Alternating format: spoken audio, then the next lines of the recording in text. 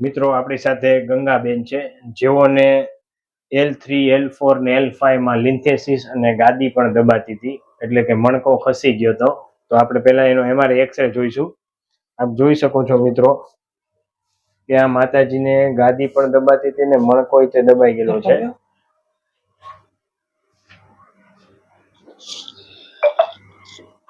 બધા જ મણકામાં માઇલ્ડ લિન્થેસિસ છે. L1 L2 L3 L4 ને L5 આપ જોઈ શકો છો મિત્રો. અહીં આ તેનો MRI નો રિપોર્ટ પણ આપ જોઈ શકો છો.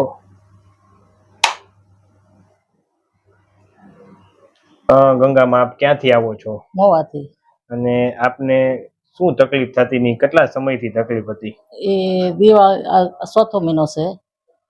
પછી કમરમાં દુખતું હતું, પછી આ પગ બે અમારી પગ ગાંઠો થઈ ગઈ હતું. પછી અમે મોવામાં બહુ દવા લીધી, રિપોર્ટ કરાવ્યા, MRI કરાવ્યું.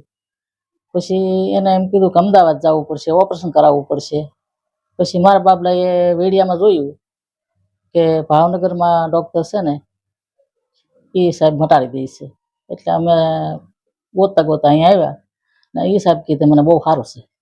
અને તમને તકલીફ શું થતી હતી બા?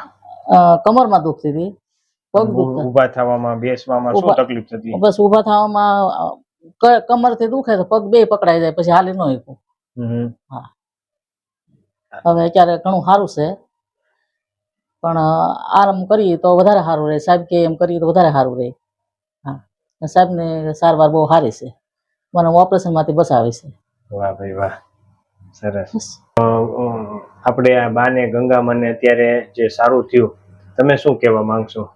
મારા મમ્મીને ઊભા થાય એટલે તરત જ તે અહીંયાથી લઈ અને નીચે સુધી ખાલી ચડવા મળતી હતી, અને કમરમાં ટૂંકમાં આખું ભારે ભારે થવા મળતું હતું. અને પછી આપણે ઘણા ડૉક્ટરને બતાવ્યું, MRI કરાવ્યું, ઘણા ડૉક્ટરને બતાવ્યું, પણ એ લોકોનું કહેવાનું એમ હતું કે આને ઓપરેશન કરાવવું પડશે. એટલે ઓપરેશનની અમે ના પાડી કે એ વસ્તુ સક્સેસ નથી અને ટૂંકમાં એ નથી કરવું એમ.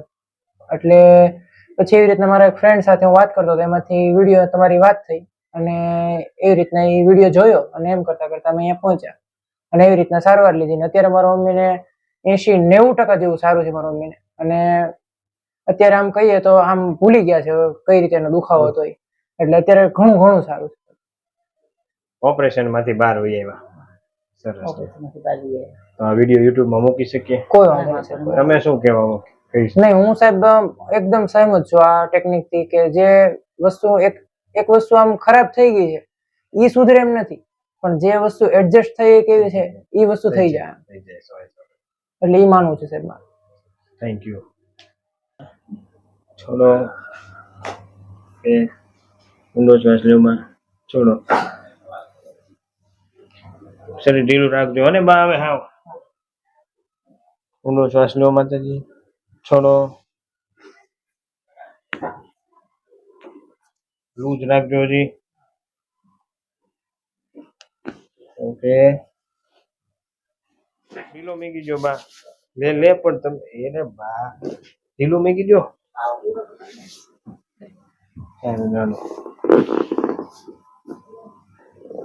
ઢીલું મેકી જો. આવું શરીર પણ લૂઝ ફરી જાવ ઓલી બાજુ નીચે જો શરીર ઢીલું રાખો બા.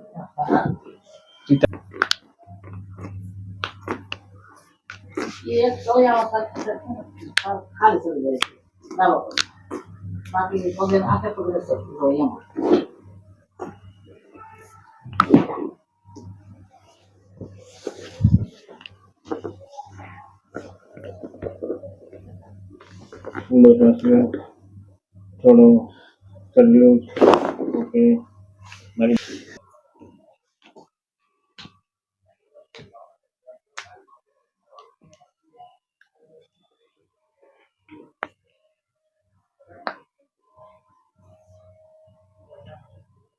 એ તો અહીંથી બહુ દુખે છે.